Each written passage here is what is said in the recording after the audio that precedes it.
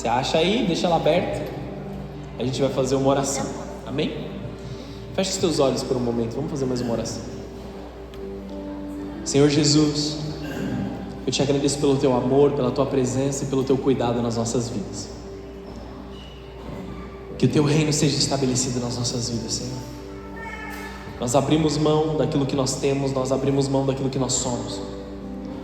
E nós te pedimos, Jesus, vem fazer a tua boa vontade nas nossas vidas.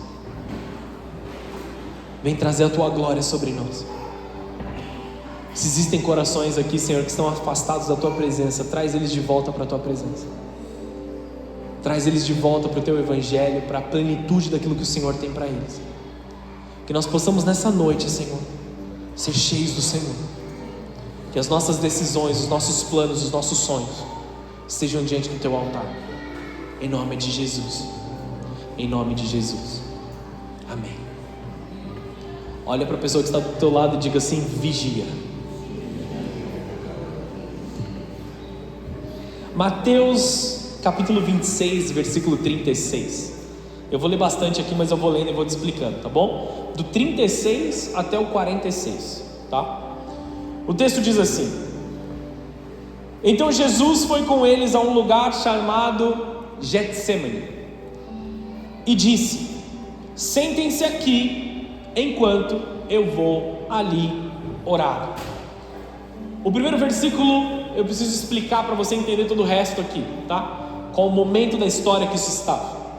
Aqui já tinha passado a última ceia, aqui Jesus já tinha feito todos os milagres, Jesus já tinha predito a sua morte, ele já tinha explicado tudo que ele tinha para explicar para os discípulos. Ele já tinha dado ali uma ordem para que Judas, que tinha más intenções contra Jesus, fosse fazer aquilo que ele tinha que fazer. Ele já tinha encerrado tudo que ele tinha que fazer. E ele foi para o jardim orar, sabendo que nessa mesma madrugada ele seria preso. Difícil falar muito desse texto aqui, amém? Eu que sou levemente chorão, vocês já me entendem. E Jesus, ele leva os três mais próximos.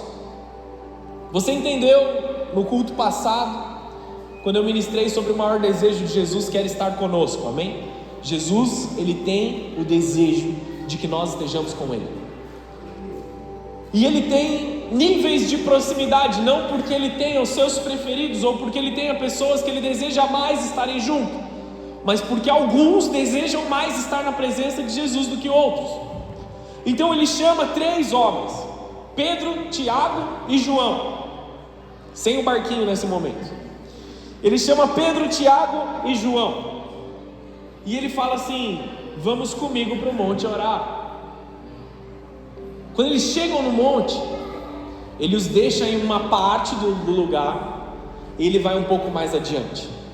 E esse texto me chama muita atenção, porque quando ele fala para os discípulos ficarem ali, ele não somente dá a eles um privilégio absurdo de ver Jesus orando. Você consegue entender isso? Esses mesmos discípulos haviam pedido para ele em oração há um tempo atrás: Jesus nos ensina a orar. E ele levou esses homens para um momento de maior aflição que ele passaria, e ele fala assim: fiquem aqui, eu vou um pouco mais adiante e eu vou orar. Eles tinham uma oportunidade, um privilégio de ver Jesus orando em um momento difícil, para que nós fôssemos ensinados a viver em oração nos momentos difíceis também. E o porquê ele estava dizendo que ele foi um pouco adiante? Ele acessou um lugar que os discípulos ainda não estavam preparados para acessar. Ele foi além. Ele foi além do normal. Tudo que a gente viveu até agora, eu vou andar um passo a mais, eu vou me incentivar a ir um pouco além, eu vou me incentivar a ir um pouco mais, eu vou enfrentar algo novo que nós não enfrentamos ainda. E Jesus está te chamando nesse momento, para você entrar em um lugar de oração que você não entrou ainda. Amém ou não? Amém. Já comecei a pregar de forma profética, então vai receber no teu coração. Jesus quer que você vá para um lugar que você ainda não foi.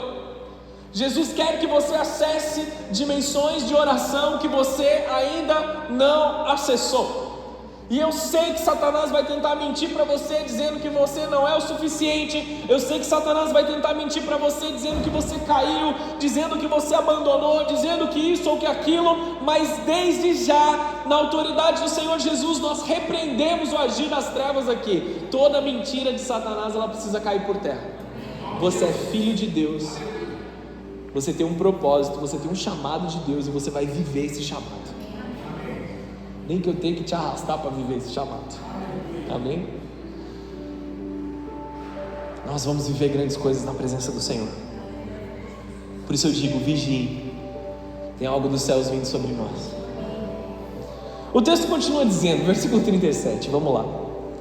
Levou consigo Pedro e os 2 filhos de Zebedeu e começou a ficar triste e angustiado. A minha alma está profundamente triste a ponto de morrer, disse ele. Fiquem aqui, vigiem comigo. Ele avançou um pouco, curvou-se com o rosto no chão e orou: meu pai, se for possível, afasta de mim esse cálice. Contudo, que seja feita a tua vontade, não a minha. Depois voltou aos discípulos e os encontrou dormindo. Vocês não puderam vigiar comigo nem por 1 hora, disse ele a Pedro. E aqui é onde entra a revelação daquilo que nós estaremos fazendo nos próximos 21 dias. 1 hora vigiando na presença do Senhor Jesus. 1 hora buscando o Senhor em oração e em profundidade. Vigiem e orem para que não cedam à tentação, pois o espírito está disposto, mas a carne é fraca. Então os deixou pela 2ª vez e orou: meu pai, se não for possível afastar de mim esse cálice. Em algumas versões, alguns manuscritos, eles fazem o afastar de mim, sem que o beba, mas faça-se a sua vontade. Quando ele voltou pela 2ª vez, ele encontrou-os dormindo de novo, pois eles não conseguiram manter os olhos abertos. Eles estavam intimidados com aquela situação. Eles estavam intimidados com o momento, com o peso daquela situação. Ele foi orar pela 3ª vez, dizendo novamente as mesmas coisas. Em seguida, ele volta aos discípulos e lhes disse: como é que vocês ainda dormem e descansam? Vejam, chegou a hora. O Filho do Homem está para ser entregue nas mãos de pecadores. Levantem-se e vamos, o meu traidor chegou. Isso aqui tem que nos causar uma certa decepção, porque por 3 vezes Jesus levou os mais próximos, aqueles que mais estavam ali ativos no ministério, aqueles que mais tinham ali algo para entregar na presença de Deus. Ele os chama para próximo e fala assim: a gente vai orar, esse é um momento importante, a minha alma está angustiada, o meu coração está amargurado aqui pelo que vai acontecer, orem comigo. Eles percebendo o peso, eles percebendo a situação, eles percebendo a dor que Jesus estava passando, tiveram uma atitude contrária. Ao invés de se posicionarem, eles se afastaram em intimidação. Comumente, líderes, eles se entristecem, eles têm dificuldade, e no momento que líderes são ali enfraquecidos pelas suas emoções, pelas suas decepções ou por aquilo que está acontecendo, eles veem aqueles que são mais próximos também se afastando, ao invés de se aproximarem e cuidarem uns dos outros. Amados, quando alguém que está caminhando com você está passando por uma dificuldade ou um momento de tristeza, esta não é a hora de você se afastar. Quantas e quantas vezes que eu não fui curado por pessoas que simplesmente estiveram ali do meu lado para me mandar um bom dia e perguntar: e aí, tá bem? Sabiam que não, mas estavam ali: e aí, deixa eu contar uma piada aqui. Não tem muito o que falar na hora, mas a presença uns dos outros é o que nós precisamos estar nessa estação. Nós estamos em uma estação de frieza espiritual, onde muitas pessoas estão dormindo espiritualmente. Eu não falo dessa igreja, não falo nem como uma correção para a igreja, mas de fato muitas pessoas hoje em dia estão dormindo espiritualmente, estão entregues para suas próprias maldades. O que nós precisamos nessa estação? nos unir para nos aquecer na fé um dos outros, transferir fé uns para os outros, porque sozinhos nós vamos morrer, amados. Existe um chamado de Deus para esse tempo frio. Existe um chamado de Deus para a nossa casa, para a nossa família, em comunhão com Cristo, para hoje. Iniciamos essa semana o que nós chamamos de Assembleia Solene. E Jesus, Ele tem uma palavra para nós nessa semana: fiquem aqui e vigiem comigo. Não é somente sobre vigiar, não é somente sobre estar atento, não é somente sobre estar com os nossos olhos bem abertos, mas estar vigiando com Jesus. Ele não trouxe os discípulos somente para que eles visualizassem o que estava acontecendo. Ele não levou os discípulos até o jardim somente para dizer para eles que a alma deles estava angustiada. Ele levou os discípulos com ele no jardim porque ele precisava de uma ajuda estratégica naquele momento. Estão entendendo comigo? Ele aproximou pessoas naquela hora porque ele precisava de uma ajuda estratégica. Você precisa se aproximar de pessoas que vão te levar para aquilo que o Senhor Jesus tem para você. E o convite para você nesse momento é a vigilância. Jesus nunca pediu apenas que os seus discípulos acreditassem, mas que eles agissem. Esse, amados, é um momento de ação. Enquanto os muitos procuram respostas para mudar as suas circunstâncias, Jesus ensina que a verdadeira transformação começa diante do trono de Deus. Eu quero mudar a minha vida, eu quero mudar a minha condição, eu estou incomodado com o meu trabalho, eu estou incomodado com o meu relacionamento, eu tenho uma dificuldade aqui, eu tenho uma dificuldade ali.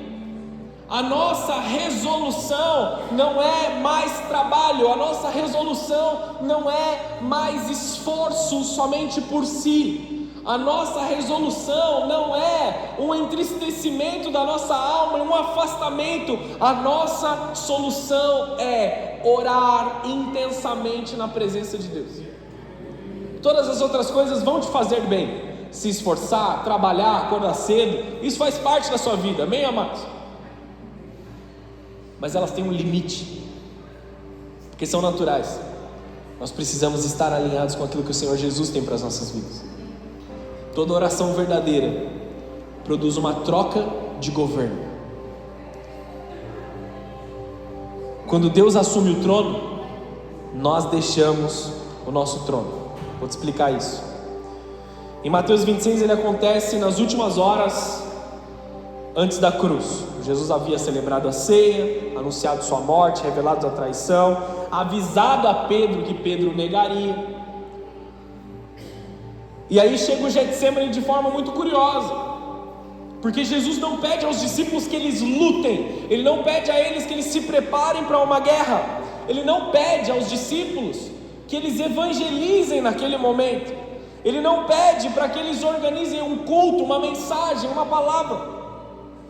Ele faz apenas um pedido: vigiem comigo, passem por essa situação difícil junto comigo, estejam de olhos abertos junto comigo, estejam atentos ao que vai acontecer e não me abandonem. Vocês estão entendendo aqui, amados? Eu falo muito dos solteiros, né? Mas hoje eu não vou falar dos solteiros. Quem é que é casado? Levanta a mão. Levanta sua mão aí, casados lindos.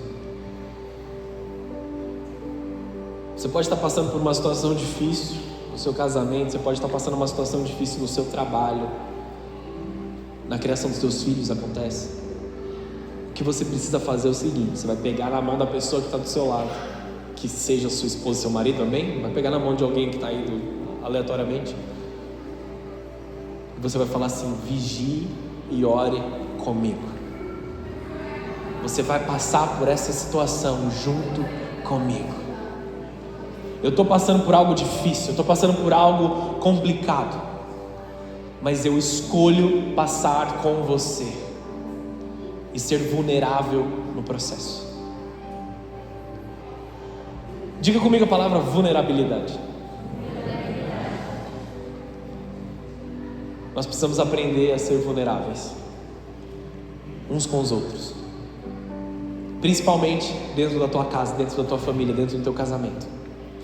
Você precisa ser vulnerável com a pessoa com que você compartilha a sua vida. Você precisa abrir teu coração.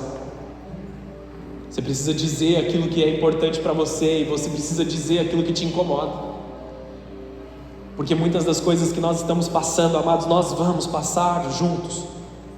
Está difícil, mas a gente vai passar juntos. Estamos sendo apertados, estamos sendo esmagados, mas a gente vai ser esmagado junto. Porque quando chegarem as coisas boas, a gente vai viver as coisas boas juntos. Como igreja, nós passamos pelas dificuldades juntos, amém, amados?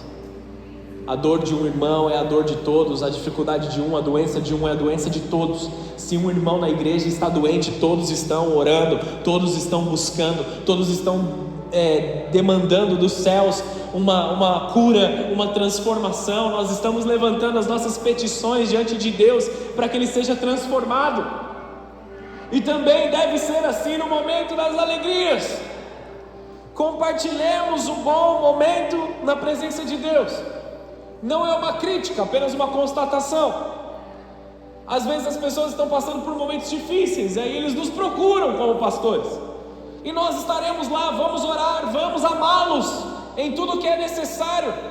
Mas nós queremos, como pastores, amá-los também no seu momento de alegria. Amém, igreja? Compartilhem conosco, por favorzinho, em nome de Jesus.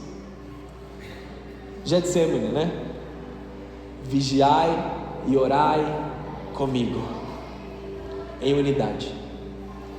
O que nós como igreja precisamos aprender nesse momento, como família nós precisamos aprender nesse momento, é estarmos juntos para buscar o Senhor Jesus. Nós somos muito bons em buscar o Senhor Jesus em momentos de desespero, particularmente, mas nós precisamos aprender a fazê-lo em família, nós precisamos aprender a fazê-lo em comunidade. Nós precisamos dar as nossas mãos e clamar ao Senhor Jesus por uma resposta juntos.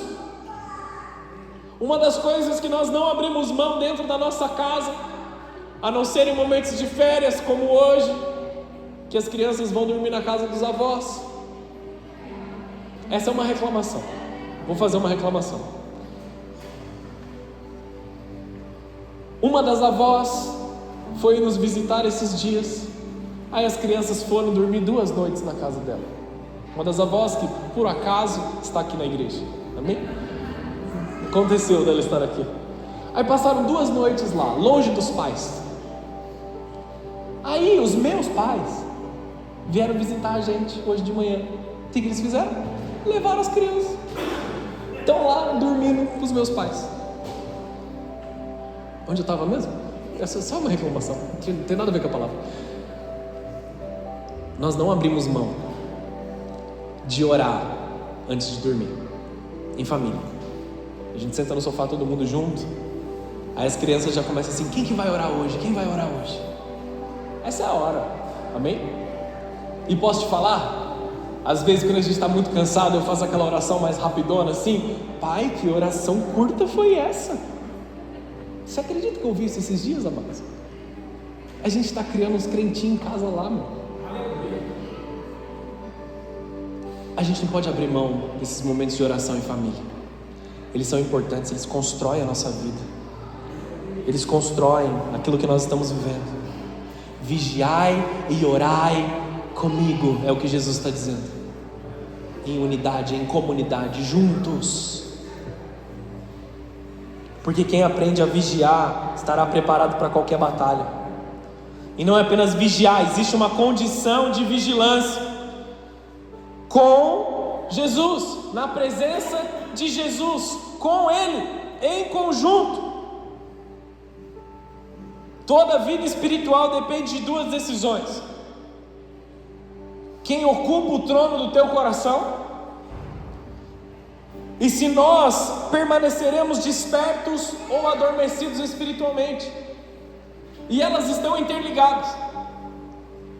Aquilo que ocupa o seu coração, o trono do seu coração, ele vai te guiar para desejar as coisas ou para viver as coisas. aquilo que te guia, aquilo que te leva, a beleza da qual você é atraído. Uma pergunta que você não precisa responder agora, mas pense nisso: Jesus realmente senta no trono do teu coração, ou existem outras coisas que sentam no trono do teu coração? E a grande pergunta nessa noite é: estaremos despertos, estaremos disponíveis, estaremos atentos ao chamar de Deus sobre as nossas vidas? Porque orar é submeter o nosso reino ao reino de Deus. O que nós aprendemos a orar no Pai Nosso? Está escrito em Mateus capítulo 6, versículo 9. Não precisa abrir, se acompanha no telão. Portanto, orem da seguinte forma: Pai nosso que estás nos céus, santificado seja o teu nome. Até aqui a gente entende, Ele é Deus, Ele está nos céus, o nome dEle é acima de todo nome, Ele é santificado. Venha o teu reino, seja feita a tua vontade, assim na terra como é feita nos céus. O que eu estou fazendo quando eu estou dizendo essa oração, quando eu estou declarando isso? Isso é uma declaração, não é somente um pedido. Eu estou dizendo: Deus, eu me afasto de exercer a minha vontade, para que a sua vontade venha. Eu abro mão do meu reino, do meu jeito, para que a tua vontade aconteça. O meu desejo é esse, mas que seja feito o teu desejo, Senhor Jesus. A minha vontade vem até aqui, mas Senhor, venha o teu reino, na terra como é nos céus. É inquestionável que Deus reina nos céus. Só que muitas vezes nós não permitimos Deus reinar aqui na terra. Não porque nós sejamos maiores do que Ele, mas porque Deus nos deu o livre-arbítrio de escolher se Ele vai ser o nosso Deus ou não. Estão entendendo isso aqui? Estão me acompanhando? Venha o teu reino. Jesus está ensinando apenas uma frase. Jesus não está apenas ensinando uma frase, que eu quero dizer. Ele está ensinando uma postura, um comportamento. Reino significa governo, autoridade, domínio. Um governo de um rei. Nós vamos abrir mão de governar para que Ele governe as nossas vidas. Toda oração verdadeira começa reconhecendo que existe um rei, e esse rei não sou eu. Eu reconheço que eu não sou o rei. Essa é a realidade do Pai Nosso. Que vem o teu reino, não o meu reino. Estabelece a tua cultura, a tua vontade, o teu jeito, as tuas leis, não as minhas. E aonde existe um rei, não pode haver dois tronos. Jesus, ele vai olhar para nós, ele vai dizer assim: se você quiser governar a sua vida, fica à vontade, faz o que você quiser, mas eu já escrevi algo melhor para você. A vontade de Deus, ela continua sendo boa, perfeita e agradável. E o que nós precisamos fazer é ser rápidos em aprender que a vontade dele é boa, perfeita e agradável, que a gente para de tentar do nosso próprio jeito. Não precisa levantar a sua mão, mas quem aqui já quebrou a cara insistindo de fazer do seu jeito, rejeitando a vontade de Deus? Não precisa levantar a mão não, mas eu sou o primeiro a levantar, se fosse para fazer. Eu sei quantas vezes eu quebrei a cara porque eu queria, e eu rejeitei incluir Deus nos planos. Toda oração verdadeira começa reconhecendo que existe um rei, e eu não sou esse rei. Você não é esse rei. O maior problema do homem, então, não é a falta de informação, é querer permanecer sentado no próprio trono.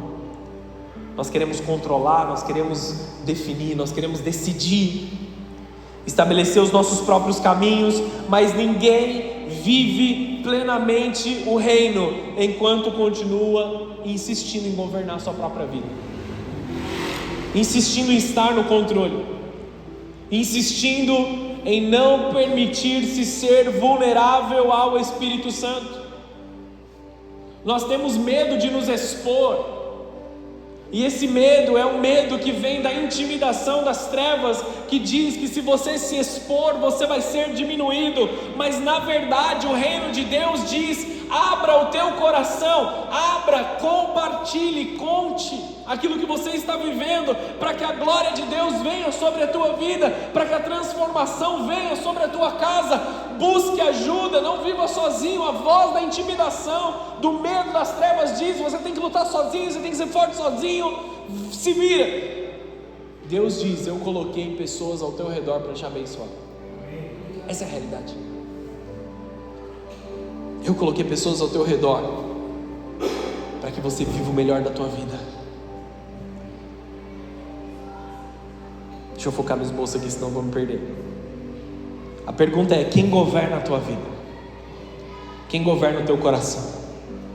Apocalipse capítulo 3, versículo 19. Jesus está dizendo: eu corrijo e disciplino aqueles que eu amo. Por isso seja zeloso e arrependa-se. Preste atenção: eu estou à porta e bato. Se você ouvir a minha voz e abrir a porta, entrarei e juntos faremos uma refeição como amigos. Jesus quer isso para você. O vitorioso se sentará comigo em meu trono, e assim como eu fui vitorioso e me sentei com o meu Pai em seu trono. Quem tem ouvidos para ouvir, ouça o que o Espírito diz às igrejas.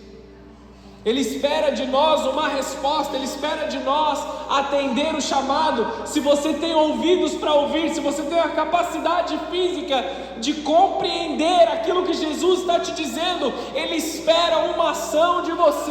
Ele está batendo na porta, Ele espera que você o corresponda, Ele espera que você vá até a presença dEle, Ele espera que você vá até o jardim orar junto com Ele nessa noite. Vocês estão entendendo isso, amados? Ele espera uma resposta de você. Não é um Deus distante, não é um Deus que não se importa, é um Deus que quer interferir naquilo que você está vivendo. Ele conhece a sua dor, Ele conhece as suas dificuldades, Ele viu o seu choro todos esses dias, e Ele não tem intenção de que você fique prostrado, Ele não tem intenção de que você permaneça nesse lugar. Ele quer te levantar. Vigiem e orem com Ele. Abra a porta, porque Ele está à porta. Não existe reino sem rendição. Jesus mesmo, se o próprio Jesus orou no jardim dizendo: não seja feita a minha vontade, mas a tua, quanto mais nós não precisamos fazer essa mesma oração. Se o próprio Senhor Jesus, Ele olha para o cálice da ira de Deus, desejando não passar por essa dor, Ele sabe da nossa limitação, Ele sabe que nós também sofreremos no meio do caminho, mas Ele conhecia a vontade de Deus e sabia que a vontade de Deus era maior do que todos. Esse talvez seja o versículo mais difícil da Bíblia, não somente de ler, não somente pela compreensão, mas também de viver e praticá-lo. E se você tivesse que chegar agora na presença de Deus e dizer: Deus, eu abandono tudo, que nem a gente cantou aqui: para onde o Senhor me chamar eu irei, não é? A gente não falou isso? Para onde quiser eu irei, para onde me chamar eu irei. Posso te pastorear aqui nesse momento? Vou até olhar para baixo para ninguém achar que é direto. Deus está te chamando e você não está indo. Nós precisamos corresponder. Nós precisamos corresponder. Ele está te chamando. Ele espera de você uma ação. Você não precisa entender. Você não precisa compreender a plenitude. Você não precisa de uma explicação. Você não precisa de um estudo. Você precisa ir. Você precisa tomar um passo de fé. E aí tudo vai ser esclarecido, quando você estiver dentro do propósito de Deus. Estão aqui comigo ou não? Todos nós gostamos da vontade de Deus, desde que ela concorde com a nossa. Deus, eu quero fazer a sua vontade, mas hoje está frio. Deus, eu quero fazer aquilo que o Senhor tem para mim, mas me ajuda aqui a entender tudo, a ter controle sobre toda a situação. É o reino de Deus, não o meu reino. Continua comigo? Deus, a sua vontade é perfeita, mas faz ela concordar com a minha. Essa é a oração que muitos de nós fazemos, mas ela não pode ser a nossa oração. Não pode ser desse jeito. Eu abro mão da minha vontade, Jesus, eu vou fazer do seu jeito. E eu posso te dizer, todas as vezes que eu abri mão de algo, que eu entreguei algo na presença de Deus, Deus me deu algo infinitamente melhor do que eu achei que eu poderia viver. Todas as vezes que Jesus me pediu algum tipo de renúncia, Ele me deu algo extremamente melhor do que eu achava que era bom.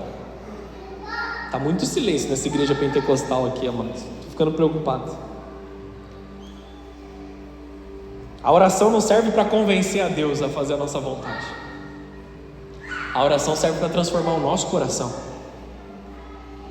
A nossa maior batalha nunca vai ser contra Satanás, mas ela vai ser primeiro contra nós mesmos, contra a nossa própria vontade. A nossa carne, ela deseja autonomia. O Espírito Santo, ele deseja submissão. Nós temos que nos submeter a Ele. Eu vou ler um texto grande aqui, Tiago capítulo 4, versículo 1 até o 10, olha só. De onde vêm as discussões e brigas em seu meio? Acaso não procedem dos prazeres que guerreiam dentro de vocês?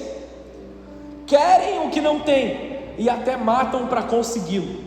Invejam o que os outros possuem, lutam e fazem guerra para tomar deles, e no entanto não têm o que desejam porque não pedem. Olha o que Tiago está dizendo, você consegue entender isso? Vocês estão se matando, vocês estão guerreando, vocês estão roubando, estão puxando o tapete do teu irmão para ter o que ele tem, porque vocês invejam, mas vocês não têm porque simplesmente não oraram. Não é que vocês não têm porque foram reprovados, mas vocês não têm porque não se aproximaram de Deus nessa direção. Estão aqui comigo ou não? E eu nem falei que eu queria te pastorear nesse momento, eu estou deixando o Tiago te pastorear aqui. Pastor Tiago que disse isso. E quando pedem, não recebem, pois os seus motivos são errados. Versículo 3. Pedem apenas o que lhes dará prazer. Adúlteros, não percebem que a amizade com o mundo os torna inimigos de Deus? Repito, se desejam ser amigos do mundo, tornam-se inimigos de Deus. E o que vocês acham que as Escrituras querem dizer quando afirmam que o Espírito colocado por Deus em nós tem ciúmes? Contudo, Ele generosamente nos concede graça, como dizem as Escrituras: Deus se opõe aos orgulhosos, mas concede graça aos humildes. Portanto, submeta-se a Deus, resistam ao diabo e ele fugirá de vocês. Agora eu vou te pastorear. Muitas pessoas resistem ao pastor para que ele fuja de vocês. Vocês já entenderam onde eu quero chegar com isso, não é? Muitas vezes nós trazemos ensino, cuidado, palavra de Deus. Mas eu não gostei da forma com que ele falou. Eu não gostei do jeito que essa mensagem chegou. Eu não gostei disso, porque não fez do meu jeito, na minha hora. Nós até desejamos agradar, mas nós não conseguimos, porque somos falhos. Muitas das coisas que nós trazemos para a igreja é ensino da parte de Deus, mas muitos estão resistindo ao próprio ensino da palavra. Pastor, esse texto me ofende. Como pode a palavra de Deus, que ela é boa, feita para te abençoar, te ofender? Estão aqui comigo ou não? Eu falei para vocês uma vez, eu estava andando com uma camiseta escrito Jesus, uma dessas camisetas que a gente tem da igreja. Essa camiseta aí me ofende, essa camiseta é muito estranha. Falaram para mim na rua uma vez. Cara, se a palavra Jesus, se o nome Jesus Cristo, uma palavra de Deus te ofende, não sei o que eu posso fazer para te agradar. Se aquele que morreu por nós, aquele que se fez sacrifício para que nós tivéssemos vida, te ofende, talvez você tenha um problema, não comigo, não com o mundo em si. mas o seu orgulho não te permita enxergar o quanto nós precisamos de Deus. Continua aqui comigo? A palavra ficou pesada, amados? Vai piorar. Versículo 8: aproximem-se de Deus, e Ele se aproximará de vocês. Lavem as mãos, pecadores, purifiquem o coração, vocês que têm a mente dividida. Que haja lágrimas, lamentação e profundo pesar, que haja choro em vez de riso, tristeza em vez de alegria. Humilhem-se diante do Senhor e Ele os exaltará. Humilhem-se diante de Deus. Abra o teu coração para o Senhor. Abra mão daquilo que você deseja tanto, para que a vontade de Deus se faça na tua vida. O problema da soberba é simples: ela não aceita outro governante, ela não aceita outro governo. Então, amados, escutem o conselho de alguém que já passou muito tempo da sua vida tentando controlar as coisas. Tira as mãos e deixa Jesus fazer do jeito dele. Eu não falo mais como um pastor aqui agora, mas eu digo, eu já tentei entender muito, eu já tentei buscar a explicação do porquê de cada coisa, eu já busquei estar no controle, fazer planilha, fazer projeto, fazer planejamento, mas sem a presença de Deus, eu não alcancei nada. Acertem aonde eu errei lá atrás, amados. Acertem onde eu errei lá atrás. Toda rebeldia nasce quando nós preferimos a nossa vontade à vontade de Deus. Toda oração revela quem está no trono. Isaías viu o trono, João viu o trono, Daniel viu o trono, Ezequiel viu o trono. A Bíblia inteira aponta para um único lugar, o trono, e quem se assenta nele. Porque quando nós perdemos a visão do trono, nós passamos a interpretar tudo pelo medo. Quando nós enxergamos o trono de Deus nos céus, nós lembramos que Ele continua governando as nossas vidas. O trono muda a nossa perspectiva, amados. Não significa ausência de problemas. O próprio Senhor Jesus disse: no mundo tereis aflições. Significa que existe alguém maior do que os nossos problemas, as nossas dificuldades. Significa que alguém tem a solução que nós não conhecemos. Hebreus capítulo 4, versículo 16 diz assim: assim, aproximemo-nos com toda a confiança do trono da graça, onde receberemos misericórdia e encontraremos graça para nos ajudar quando for preciso. Se aproxime do trono de Deus, é de lá que vem a graça, é de lá que vem a misericórdia, é de lá que vem o perdão que você precisa no tempo necessário. O acesso foi liberado, mas continua sendo um trono. Nós diminuímos a graça quando nós pecamos sem nos preocupar com o que vai acontecer. Nós diminuímos o poder de Deus quando nós não temos compromisso em viver uma vida devota a Ele. O véu foi rasgado, você tem acesso à graça, você tem acesso à glória, você tem acesso ao poder de Deus, você tem acesso ao sobrenatural de Deus através das suas orações. Mas não se esqueça, não é um poder à sua disposição, é um trono e tem um rei sentado nele. Nós nos submetemos a esse rei, nós somos os seus súditos. A realidade de hoje é que muitos de nós tratamos Deus como um Papai Noel. Eu vou fazer uma listinha do que eu quero e eu vou ser um menino bom para Ele me dar o que eu quero. Nós somos seus servos, nós somos seus súditos. Não funciona dessa forma. Estão aqui comigo? Posso continuar pregando ou desistiu? Glória a Deus pela sua fé, viu, Alexandre? Vou pregar porque você falou amém. O maior inimigo do cristão é o sono espiritual. Jesus encontra Pedro dormindo 3 vezes. E Pedro, ele tinha boas intenções. Nós sabemos do discurso que ele fez logo antes de subir para o Getsemane. Mas a intenção não substitui a vigilância. Poucas horas depois, o homem que prometeu morrer por Jesus nega que conhece ele. Jesus foi preso, perguntaram: você não é um daqueles que estava com ele? Não, nunca nem ouvi falar. O problema não começou no lugar onde Jesus estava preso, no pátio lá onde Pedro foi questionado. O problema começou no jardim, quando Pedro estava dormindo lá atrás. Existe uma relação direta. Quem deixa de vigiar, cedo ou tarde, cede à tentação. O sono espiritual produz passividade, distração, perda de discernimento, nos torna fracos em estar atentos, traz uma fraqueza diante da tentação. Não é porque você é menos do que você era antes, só que você não está mais prestando atenção como você estava antes.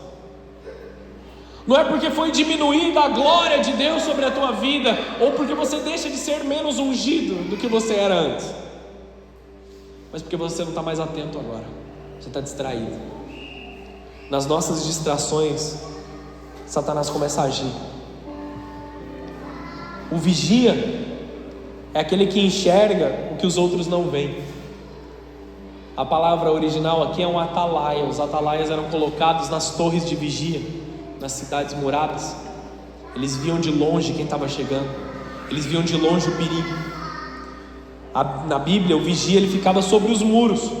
Ele tinha a função de observar, de discernir, de avisar e de proteger.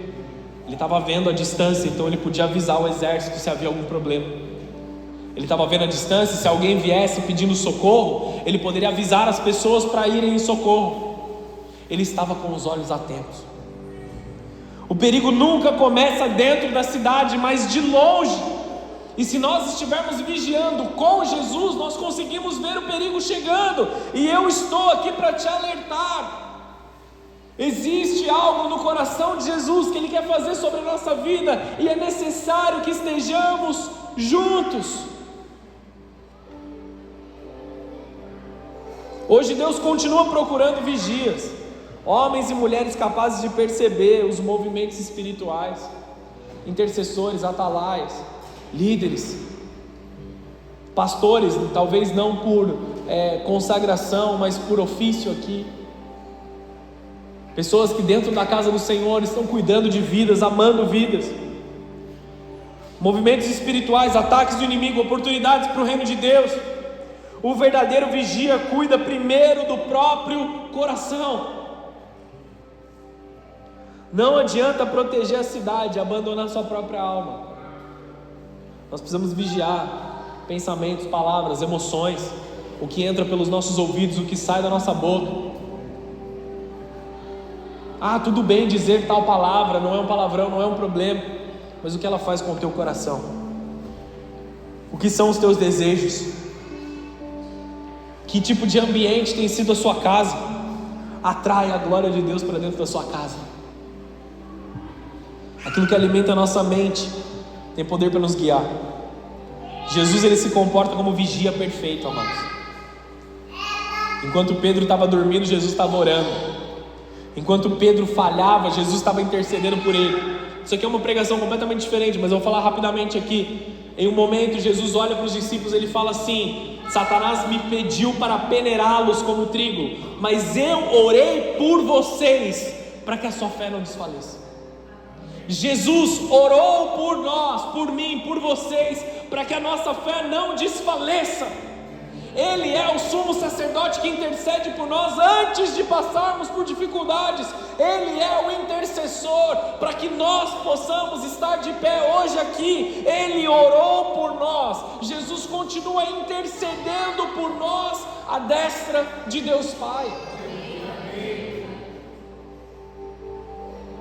Antes da queda de Pedro, Jesus já estava orando por ele para ele se levantar. Nossa esperança está no Cristo que nunca dorme, amados. O vigia eterno. Toda restauração começa com o despertamento. Pedro caiu, negou Jesus, fez tudo que ele fez lá, ele fracassou. Mas não termina ali, porque Jesus voltou para restaurar Pedro. mesmo homem que dormiu no Getsemane pregou no Pentecostes. E talvez alguns de nós estejamos dormindo espiritualmente, ou enfraquecidos, ou amargurados, ou recebemos alguma seta de Satanás, passamos por algum tipo de doença, algum tipo de dificuldade.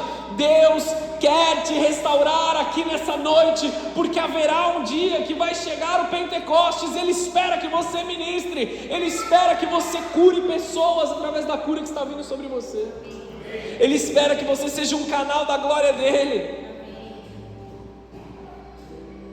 O mesmo homem que teve medo levantou-se no meio da multidão para falar para milhares, amados, e milhares foram salvos. Qual foi a mudança? O despertamento espiritual. Marcos capítulo 13, versículo 26. Vou encerrando, estou chegando no fim. Vocês ouviram na igreja? Cada A mais uma horinha de pregação. Brincadeira, estou acabando. Marcos capítulo 13, versículo 23. O que Jesus está dizendo aqui? Fiquem atentos. Eu os avisei a esse respeito de antemão. Naquele tempo, depois da angústia daqueles dias, o sol se escurecerá, a lua não dará luz, as estrelas cairão do céu e os poderes do céu serão abalados. Então todos verão o Filho do Homem vindo nas nuvens com grande poder e glória. Ele enviará seus anjos para reunir os seus escolhidos de todas as partes do mundo. Em grego aqui, dos 4 ventos, das extremidades da terra, as extremidades do céu. Agora, aprendam a lição da figueira. Quando surgem os seus ramos, as suas folhas começam a brotar, vocês sabem que o verão está próximo. Da mesma forma, quando virem todas essas coisas, saberão que o tempo está muito próximo, à porta. Eu lhes digo a verdade, essa geração certamente não passará até que todas essas coisas tenham acontecido. O céu e a terra desaparecerão, mas as minhas palavras jamais desaparecerão. Contudo, ninguém sabe o dia nem a hora que essas coisas acontecerão, nem mesmo os anjos do céu, nem o Filho, somente o Pai sabe. E uma vez que vocês não sabem quando virá esse tempo, vigiem, fiquem atentos. A vinda do Filho do Homem pode ser ilustrada pela história de um homem que partiu numa longa viagem. Quando saiu de casa, deu instruções a cada um dos teus servos sobre o que fazer, e disse ao porteiro que vigiasse, à espera da sua volta. Vocês também devem vigiar, pois não sabem quando o dono da casa voltará, à tarde, à meia-noite, de madrugada ou amanhecer, que ele não os encontre dormindo, quando chegar sem aviso. Eu lhes digo o que digo a todos: vigiem. E não é sobre você ficar acordado o tempo inteiro, amém? Não é para você sair daqui e comprar um monte de Red Bull, amém? Red Bull me patrocina, estou precisando. Não é para você sair e comprar um monte de Red Bull e ficar acordado, amém? Falei de novo, eu não ia falar o nome do negócio. É para você se manter na presença de Deus. Dormir sabendo quem te guarda. Descansar na presença de Deus, sabendo que as suas decisões estão submetidas à vontade do Senhor. Sabendo que a sua família, a sua casa está debaixo da glória de Deus, mesmo que as coisas não estejam dando certo aos teus olhos. Sabendo que quem domina as tuas decisões, a tua casa, as tuas finanças, o teu futuro é Deus e não você. Amém, querido? Toda oração é uma disputa de governo. O reino começa quando o meu reino termina, quando o seu reino termina. O reino de Deus se faz presente. Vigiai comigo. O foco nunca foi descobrir o dia que Jesus ia voltar, que não cabe a nós saber. Nem o próprio Cristo não o sabe, somente o Pai sabe o momento. O foco foi estar pronto para esse dia, vigiando e orando na presença dele, removendo de nós todo tipo de distração, todo tipo de entristecimento, de intimidação que vai nos levar a dormir espiritualmente. Jesus está dizendo o seguinte: o que porém vos digo, eu digo a todos, vigiem. Ele está dizendo isso não para Pedro, para João, para Tiago, ele está dizendo para todos, toda a igreja, cada um de nós. Esse mandamento não foi para um, não foi para os 12, foi para toda a igreja. Vigiar significa ficar atento, não viver assustado, com medo. Eu não posso pecar, senão Jesus vai voltar. Não é sobre isso, não é ficar com medo, não é viver dentro de uma bolha ou viver dentro de preceitos pesados demais que muitos não querem segurar, mas dependentes de Deus. Porque errar, todos nós vamos errar, vacilar, todos nós vamos vacilar, mas que não seja intencionalmente, que não seja consciente de que estamos entrando em um pecado, que nós possamos submeter os nossos corações, a nossa identidade diante de Jesus, permanecer espiritualmente despertos, viver sensíveis ao Espírito Santo, não permitir o nosso coração estar anestesiado, talvez por uma briga, talvez por uma discussão, um desentendimento, uma amargura do passado. Não permita que o seu coração fique anestesiado. Mantenha os seus olhos naquilo que Deus está fazendo. O vigia nunca dorme no horário do seu turno, e o seu turno chegou, igreja. Pais têm que vigiar pelos seus filhos, pastores vigiam pela igreja, maridos vigiam pela sua casa, cristãos vigiam pela sua própria alma. Quando nós estamos vigiando, nós recebemos 3 coisas: discernimento, sensibilidade espiritual e prontidão. Prontidão para agir, prontidão para tomar uma posição. Jesus falou, eu vou fazer. Não entendi, não concordo ainda, mas eu estou fazendo. Preciso ser esclarecido, mas eu vou ser esclarecido no processo, enquanto eu estou fazendo. Jesus não ficou decepcionado com os discípulos naquele momento, porque eles estavam cansados. Ele ficou decepcionado com Pedro e os discípulos, porque eles estavam intimidados. Vocês não conseguem nem orar 1 hora comigo? Levanta daí, vamos orar. Porque você permitiu essa intimidação tomar teu coração. Sai desse lugar e vamos viver o melhor de Deus. É isso que Jesus está dizendo. Era a noite mais importante da história, amados. O momento que Jesus seria traído, e eles estavam dormindo. E hoje acontece a mesma coisa nas nossas vidas. Nós estamos em tempos que antecedem o fim. Vocês não conseguem nem orar por 1 hora com Cristo. Jesus me trouxe aqui nessa noite, infelizmente, para te dar uma bronca. E para me dar uma bronca também, porque Ele puxou minha orelha antes de eu vir para a igreja. Você não consegue orar, nem que seja 1 hora comigo todos os dias? Não posso falar por todos, mas eu tenho certeza que uma maioria esmagadora, se abrir o seu próprio Instagram aí, a sua própria rede social, você facilmente passa mais de 1 hora nas suas redes sociais. Não quero que você pare com isso. Fica à vontade, faz o que você quiser. Mas você não consegue orar 1 hora junto com Jesus? Nós estamos sendo chamados a vigiar, nos posicionar, até o nosso coração na presença dEle, juntos, em oração. Que o Senhor Jesus derrube agora toda a muralha que nós construímos para não nos aproximarmos uns dos outros. Jesus está nos chamando para vigiar. Último texto, prometo. Provérbios 3, versículo 5. Confie no Senhor de todo o seu coração, não dependa do seu próprio entendimento.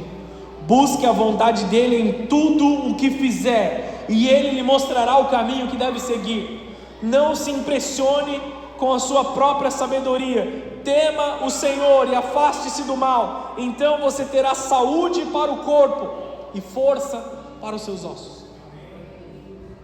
Quem ocupa o trono do teu coração? Quem ocupa as suas decisões? É hora de nós tomarmos uma posição, igreja. Muitas vezes a perseguição, a dificuldade vem para nos despertar, para nos alertar.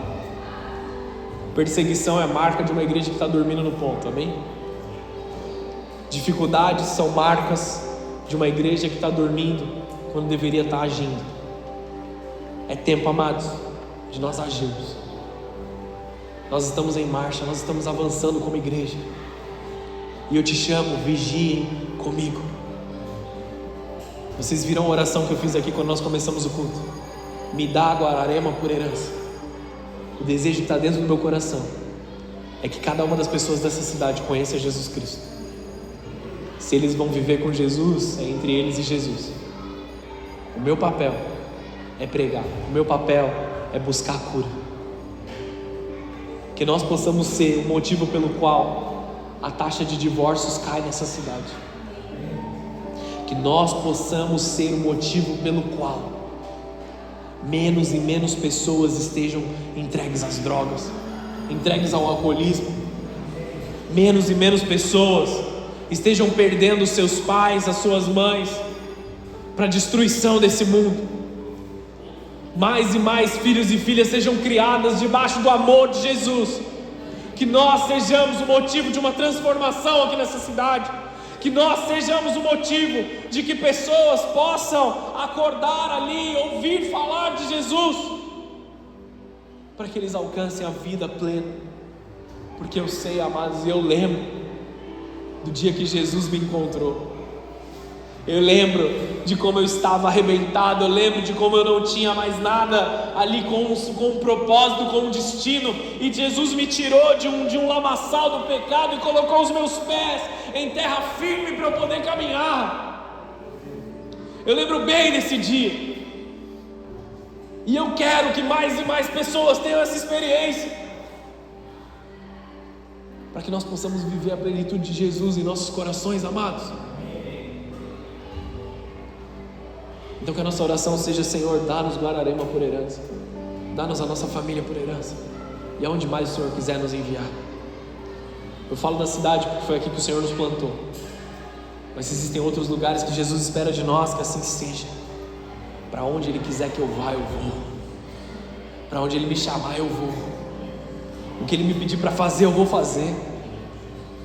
Vigiem e orem comigo. É o que o Senhor Jesus está nos chamando para fazer agora. Feche os teus olhos, abaixa a sua cabeça e vamos orar. Corre aqui para o altar.